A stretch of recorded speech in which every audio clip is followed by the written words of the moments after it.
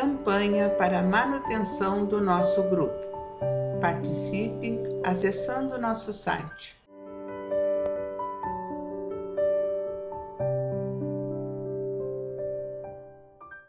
Olá, amigos! Estamos mais uma vez aqui para dar prosseguimento à leitura do nosso livro Os Mensageiros, a vida no mundo espiritual, pelo espírito de André Luiz, na psicografia do nosso querido, amado, saudoso Francisco Cândido Xavier. Saúdo os companheiros, irmãos, trabalhadores, simpatizantes do Grupo Espírita Francisco Xavier, que vem acompanhando as nossas tarefas, nossos trabalhos. Continue acessando o nosso canal, dando toda essa força aos trabalhos maravilhosos que estão lá no nosso canal. Hoje nós vamos ler o capítulo 25 e o capítulo 26. Mas antes vamos lembrar o 23, capítulo 23, o título é Pesadelos. André é encaminhado para observar uma senhora, né? E ele registra um assassinato que ela cometeu. Ela era amante de um rapaz casado, não se conformou mais e tomou essa atitude, né? Cometendo esse ato impensado. E ao desencarnar, ela está acompanhada de várias entidades das trevas que a perturbam, né? E ela tem aquele pesadelo constante. E a coisa mais linda dessa passagem nesse livro é que o André não faz nenhum julgamento, nenhuma crítica. Ele, muito pelo contrário, né? Fala que ela é uma irmã na mesma caminhada. E muito lindo isso, o maior exemplo para todos nós, né? E o capítulo 24 é a prece de Ismália, que foi uma coisa lindíssima essa prece. A prece onde todos estavam reunidos, né? E de cada um saiu uma luz do peito, cada um na sua condição espiritual, auxiliando aqueles irmãos que dormem, né? Aqueles irmãos em quantidade naquelas câmeras, né? Então é muito interessante, né? Porque o que saía deles ia lá e atendia. Muito lindo mesmo. Bom, o capítulo 25 ainda permanece, né? Os efeitos da oração. Vamos lá. As luzes da prece inundaram o vasto recinto. Palpitava em tudo, agora, uma claridade serena, doce, irradiante, muito diversa da luminosidade artificial. Os flocos radiosos que partiam de nós multiplicavam-se no ar, como se obedecesse a misterioso processo de segmentação, e caíam sobre os corpos inanimados e enrijecidos, dando a impressão que deles penetravam as células mais íntimas. Interessante, veja. Que atendimento, né? Profundo, maravilhoso, né? A providência divina é uma coisa maravilhosa, né, meus irmãos? Como a gente tem que ter força e fé e acreditar que eles não nos desamparem em momento algum. Vejam só esse exemplo, né? Aquelas entidades feito múmias, né? E ali sendo atendidas pela luz, pela força. Vamos prosseguir, que está muito lindo. Eu estava boquiaberto. Não me fora permitido contemplar fenômenos dessa natureza em nosso lar. Aliás, concluía, ainda não receber auxílio magnético às percepções, senão poucas horas antes da viagem. Foi aquele momento que eles, antes de partir, ele recebeu, né, aquela força magnética de percepções, para abrir as percepções, né? Muito interessante aquele capítulo também. A claridade crescia e estendia-se em espetáculo prodigioso. Agora, porém, abandonáramos a atitude de recolhimento destinado à concentração das nossas próprias forças e emissão de energias vibratórias. Nossos corpos, todavia, continuavam envolvidos em vasto círculo irradiante. Prosseguindo, porém, o grande silêncio, notei que a luz da oração se fazia mais clara, mais penetrante, comecei a ver, como no caso de Ana, que todos aqueles esqueletos misérrimos apresentavam núcleos de sombra, além das máscaras mortuárias, núcleos que se mostravam dentro de formas variadíssimas. Interessante isso aqui, né? As bolhas luminosas caíam incessantemente, mas agora como se fossem dirigidas por uma vontade inteligente. Concentravam-se quase todas sobre as frontes imóveis. Então pude observar o inaudito e inconcebível para mim. Ele estava surpreso, né, com esse tipo de atendimento. As múmias, porque não posso dar outro nome aos irmãos que dormem, começaram a dar sinais de vida. Alguns daqueles infelizes deixavam escapar gemidos angustiosos, outros falavam em voz alta, dando conta dos pesadelos que os atormentavam, como sonâmbulos prestes a despertar. Muitos moviam os pés e as mãos como a se esforçarem para fugir ao sono doloroso. Eminentemente surpreendido, reparei que 2 se levantaram distantes de nós. Recordei que ambos faziam parte daqueles que haviam recebido toda espécie de assistência, inclusive o sopro curativo. Outra coisa interessante, né? Esse sopro. Olhavam-nos de longe como loucos que acordassem de súbito e dispararam a correr espavoridos, não obstante a impressão de cadáveres ambulantes que nos causavam. Admirado, verifiquei que ninguém esboçou a menor disposição de segui-los, e quando me propunha instintivamente a fazê-lo, Alfredo deteve-me exclamando: "Não se preocupe, eles seriam amargamente surpreendidos se fossem notificados agora de sua permanência longa entre verdadeiras múmias. Acreditam sonhar, e é melhor assim. Não poderão fugir às nossas fortificações e voltarão a pedir socorro noutras dependências, a que serão recolhidos para adequado tratamento." Olha só que abençoada paciência que eles têm em reconhecer, né, cada tipo de reação. Continuamos silenciosos mais alguns minutos e notei que as luzes se foram apagando gradativamente, ao passo que os cadáveres retomavam a imobilidade anterior. Ismália declarou terminadas as nossas atividades da oração, e o administrador, após o sinal luminoso que notificava aos operários o término das obrigações, adiantou-se para nós exclamando: "Gratíssimo pelo concurso fraternal. Realizamos belo serviço intercessório. Desde alguns dias ninguém se levantara." Olha, Aniceto, percebemos a perplexidade, falou a Vicente e a mim de maneira significativa. Conforme viram, o trabalho da prece é mais importante do que se pode imaginar no círculo dos encarnados. Não há prece sem resposta. A oração filha do amor não é apenas súplica, é comunhão entre o Criador e a criatura, constituindo assim o mais poderoso influxo magnético que conhecemos. Que coisa linda, né?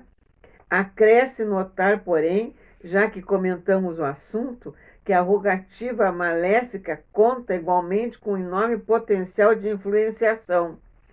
Toda vez que o espírito se coloca nessa atitude mental, estabelece um laço de correspondência entre ele e o além. Se a oração traduz a atividade no bem divino, venha de onde vier, encaminhar-se-á para o além, em serviço vertical, buscando as bênçãos da vida superior, cumprindo-nos advertir que os maus respondem aos maus nos planos inferiores. Os afins se unem, né? É isso aqui. Entrelaçando-se mentalmente uns com os outros. É razoável, porém, destacar que toda prece impessoal dirigida às forças superiores do bem, delas recebe resposta imediata, em nome de Deus. Sobre os que oram nessas tarefas benditas, fluem das esferas mais altas os elementos força que vitalizam nosso mundo interior.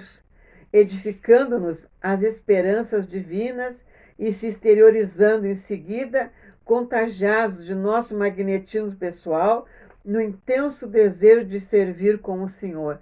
Que lindo, né? A prece é a conexão, né, que a gente faz com Deus, com o mais alto, né? E procurando materializar o pensamento para facilitarmos a compreensão, acentuou: viram vocês cair sobre nós os elementos a que me refiro e observaram a sua exteriorização com as luzes de cada um de nós em benefício dos irmãos que dormem e sofrem? Concedeu-nos o Altíssimo a força de auxiliar em porções igual para todos, mas nós a espalhamos de acordo com a nossa possibilidade e coloração individuais. Esmalha, cujos sentimentos são mais amplos e universalistas que os nossos, pôde receber com mais clareza o auxílio divino e distribuí-lo com mais abundância e eficiência. Temos aqui uma profunda lição, como já disse. O pai visita os filhos necessitados por intermédio dos filhos que procuram compreendê-lo. Não podemos abusar do Senhor como abusamos no ciclo terrestre dos nossos pais humanos. Não vive ele ao sabor dos nossos caprichos pessoais. Nunca poderia vir em pessoa enxugar o pranto do necessitado que chora. Em consequência, aliás, do ouvido das divinas leis. Compete aos necessitados caminhar ao reencontro dele. Vejam só, é nós que temos que ir a Deus, porque Deus está conosco, né? Que coisa linda isso aqui, né? O Senhor, todavia, atende sempre a todos os homens de boa vontade, por intermédio dos homens bons que se edificam em casa divina. Todos os nossos desejos e impulsos razoáveis são atendidos pelas bênçãos paternais do Eterno. Ainda que nos demoremos nas lágrimas e nas aflições, jamais permanecemos ao desamparo. Apenas devemos salientar que as respostas de Deus vão sendo maiores e mais diretas, à medida que se intensifique o nosso merecimento, competindo-nos reconhecer que para semelhantes respostas são utilizados todos quantos trazem consigo a luz da bondade ou já possuem mérito e confiança para auxiliar em nome de Deus. As explicações de Aniceto abriram-me novos campos de meditação. O esclarecido instrutor, contudo, não dera por fim da lição e, depois de longa pausa, concluiu: já que vocês se encontram comigo num curso de serviço auxiliar, espero aproveite o máximo ensinamento dessa hora. Reparem que nesses pavilhões temos 1.980 abrigados que dormem. Todos recebem diariamente alimento e medicação comuns, mas só 400 são atendidos com alimento e medicação especializado, por se mostrarem mais suscetíveis de justa melhora. Desses 400, apenas 2/3 se revelaram aptos à recepção de passes magnéticos. Muitos não podem receber por enquanto a água efluviada, que é a água fluida, né, meus amados? Poucos, porém, contemplados com o sopro curativo, e somente 2 se levantaram, ainda assim profundamente perturbados, já que iniciam um trabalho de cooperação fraternal. Não esqueçam da lição. Façamos todos o bem sem qualquer ansiedade. Semeemo-lo sempre, em toda parte, mas não estacionemos na exigência de resultados.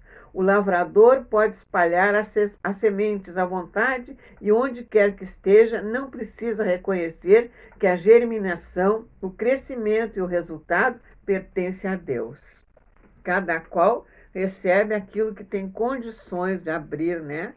Mas está ali à disposição, é que o espírito, como nós, né? Nós é que temos que despertar, porque eles não forçam nada, né, meus amados? Que lindo esse capítulo, né? Muito lindo, muito elucidativo mesmo. Agora nós vamos para o 26, ouvindo os servidores. Notei que o trabalho no posto se desenvolvia em ambiente de mais bela camaradagem, não obstante o respeito natural às noções de hierarquia. Enquanto palestrávamos animadamente, Ismalha recebia servidoras numerosas, em atitude verdadeiramente maternal. Embora muitas mostrassem o rosto envelhecido, parecendo a voz da esposa do administrador. Aniceto nos ministrava lições de vulto, extraída de circunstâncias aparentemente inexpressivas. E Alfredo recebia os colaboradores de todas as condições, não só com espírito de solidariedade, mas também de imenso afeto. Ria-se carinhosamente ou fornecia pareceres sem o mínimo gesto de impaciência ou irritação. Vejam só, ele respeita a condição de qualquer um que chegue lá, né? Ele não violenta, porque a espiritualidade maior não violenta ninguém, né? Isso é muito lindo. A paciência e o carinho que eles têm, né? Pelas entidades que vão chegando. Vamos continuar, que está bem interessante. Aquele clima de concórdia fazia-me enorme bem. Tudo respirava ordem e compreensão, bondade e harmonia. A atitude paterna do administrador do posto de socorro expressa em energia e amizade, organização e entendimento. Atrai-me com força. Que coisa abençoada, né? Como a gente tem que ter, nós como somos trabalhadores de uma casa, né, grandiosa como é a nossa, como a gente tem que ter paciência na recepção, na inclusão das criaturas, o olhar de amor, né? Que coisa bem abençoada. Isso aqui é uma lição para todos nós. Vamos lá. Pedi permissão ao nosso orientador para ouvir os esclarecimentos prestados àqueles numerosos cooperadores. Aproximei-me impressionado. Nesse momento, um colaborador, de maneira simpática, dirigia-lhe a palavra, com grande interesse. Tratava-se de um velhinho de humilde expressão que lhe falava com mostra de justo respeito. E o senhor recebeu as notícias? Sim, Alonso, atendia o chefe sem afetação.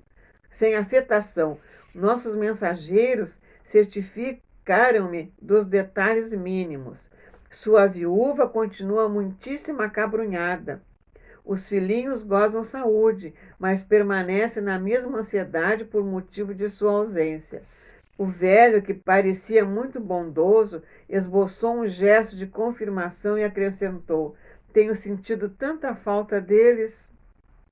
Nos olhos transparecia a tristeza resignada de quem deseja alguma coisa, medindo a extensão dos obstáculos. Você, porém, Alonso, continuou Alfredo, comovido, não deve angustiar-se. Sei que está trabalhando agora pelo futuro da família. Na terra, na qualidade de pais, conseguimos movimentar muitas providências a favor dos filhos. Entretanto, aqui podemos realizar certas medidas em benefício deles com maior segurança. Nem sempre agimos no mundo com a necessária visão, mas aqui é possível sentir de mais perto os interesses imperecíveis daqueles que amamos. O sentimento elevado é sempre um caminho reto para a nossa alma. Todavia, não podemos dizer o mesmo a respeito do sentimentalismo cultivado no círculo da crosta. É preciso que você tenha muito cuidado e não desorganizar a mente. Olha só, a saudade que fere, impedindo-nos atender à vontade divina, não é louvável nem útil. É enfermidade do coração, precipitando-nos em abismos insondáveis do pensamento. Alonso deixou de sorrir, mostrou os olhos rasos d'água e falou em voz súplice: reconheço, senhor Alfredo, a oportunidade de suas observações. Graças a Jesus, venho melhorando minha vida mental, nos deveres novos que me concedeu, e de fato sinto-me renovado espiritualmente. Sei que sua palavra não me adverteria sem razão, mas ousaria pedir licença para visitar a esposa e os filhos. À noite, quando me concentro nas preces habituais, sinto em torno de mim os seus pensamentos. Esses pensamentos me penetram fundo, atraindo-me toda a atenção para a terra. Às vezes consigo repousar um pouco, mas com muita dificuldade. Sei que a esposa e os filhos estão chamando dolorosamente por mim. Essa certeza me perturba de algum modo. Não tenho sentido a mesma firmeza para o trabalho diário e desejaria remediar a situação. Reconheço que minhas obrigações presentemente são outras e que devo estar conformado. No entanto, confesso que minha luta espiritual tem sido bem grande. Estou certo de que me perdoará a fraqueza. Que chefe de família não se sentiria atormentado ouvindo angustiosos apelos do lar sem meios de atender como se faz indispensável? Vejam só o que é a nossa influência como encarnados, emitindo pensamentos, né, dolorosos para os nossos afetos desencarnados. Eles registram, né, meus irmãos, todos os nossos sentimentos. Porque a saudade é o amor que fica, mas como diz aqui, não é a saudade dolorosa, é a saudade das boas lembranças, né? E a gente tem que fazer esse trabalho em nós, para não atingi-los, né? Com o nosso magnetismo, com a nossa maneira de pensar, né? Muito esclarecedor, vamos lá. E revelando o enorme anseio da alma, enxugou os olhos e prosseguiu. Quem rogar aos meus, calma e coragem, quisera rogar aos meus, calma e coragem, esclarecendo que meu coração ainda é frágil e necessita do amparo deles, estimaria pedir-lhes esse auxílio para que eu possa atender às atuais obrigações sem desfalecimento. Quem sabe me concederá agora a permissão precisa? Temos bem perto de nossa casa um grupo de amigos espiritistas. Talvez não me fosse difícil transmitir algumas palavras, breves que fosse, tentando tranquilizar a esposa e os filhos. E ele insiste, né? Alfredo, imperturbável, não respondeu negativamente.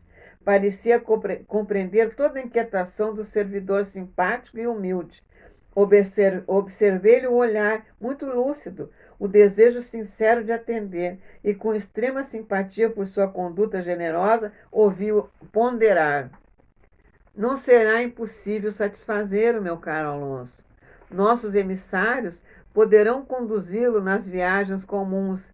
Entretanto, creia que, como amigo, ficarei preocupado com você, pela manutenção de sua paz. Não posso abusar da autoridade, sei que cada um tem a experiência que lhe cabe, mas creio seja seu vital interesse o fortalecimento do coração. É imprescindível conformarmos com os desígnios do Eterno. Você e sua mulher não ficariam separados se não necessitasse de experiências novas. As dificuldades que ela vem amargando com a sua ausência, sofre-as também você com a separação dela. Tenho a impressão, Alonso, de que Deus nos deixa sozinhos por vezes a fim de refazermos o aprendizado, melhorando o coração. A soledade, porém, quando aproveitada pela alma, precede o sublime reencontro. Além disso, você não deve ignorar que os filhos pertencem a Deus, que cada um deles precisa definir responsabilidades e cogitar da própria realização. Por enquanto vivem chorosos, desalentados. A revolta lhes visita a alma invigilante. Estabeleceu-se a desordem doméstica depois de sua vinda. Entretanto, que fazer se não pedir para eles e para nós a bênção do Eterno? Precisam eles de conformação com a realidade justa e você, que já lhes deu o que era razoável, necessita igualmente em evolver e aperfeiçoar-te na senda nova a que fomos chamados. Em que ficaria, meu caro, se permitisse a invasão total do sentimentalismo doentio em seus pensamentos? Tão dedicado é você à família do sangue que por agora não o sinto com bastante preparo a tudo ver no antigo lar, sem sofrer desastrosamente. Há tempos autorizei a visita de 2 colegas nossos à esfera da crosta, a fim de reverem as viúvas e abraçarem de novo os filhinhos, mas foram tão violentamente surpreendidos pela situação que não puderam volver aos seus deveres aqui, lá ficando agarrados ao ninho que haviam abandonado. Não vigiaram o coração convenientemente, ouviram em demasia o pranto dos familiares terrestres e envolveram-se nos pesados fluidos do clima doméstico.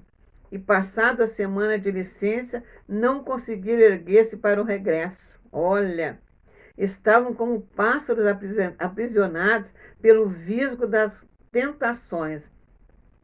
Os encarregados do noticiário particular voltaram ao posto, sem eles, com grande surpresa para mim. E, francamente, não sei quando poderão reassumir as funções que lhes cabem. O prejuízo de ambos é muito grande. Vejam só, né? Depois de pequena pausa, Alfredo reamatou: os voos de grande altura pedem asas fortes. Alonso, que ouvia de olhos arregalados, considerou resignado: desisto do pedido, o senhor tem razão. O administrador abraçou e murmurou: Deus ilumine o seu entendimento. Admiradíssimo, reparei que outros colaboradores se aproximavam, rogando esclarecimentos, pareceres, edificando-me no exemplo do administrador amigo, que respondia em voz firme e afetuosa, demonstrando interesse de irmão. Que lição! Que lição esse capítulo, né? Porque olha só o exemplo, né? Eles vieram para visitar a família e ficaram aqui presos. Sabe lá, né? O que não aconteceu com aqueles espíritos, né? Que tinham uma tarefa de trabalho para se regenerarem, né? Porque a gente tem que aceitar os desígnios, né, meus amados? Seja aqui encarnado, seja desencarnado. Por isso que a gente tem que começar a se desligar mesmo, né? Está aqui o maior exemplo. Deixar, porque cada um tem a quantidade de fluido vital para ficar aqui no planeta. Ninguém vai ficar mais, né? Então é isso aí. Grandes lições esses 2 capítulos. Continue acessando o nosso canal, dando sempre uma curtidinha nos nossos programas. E que Deus continue nos amparando, né? Nos abençoando nessa caminhada. Até a próxima, se Deus quiser. Campanha para a manutenção do nosso grupo. Participe acessando nosso site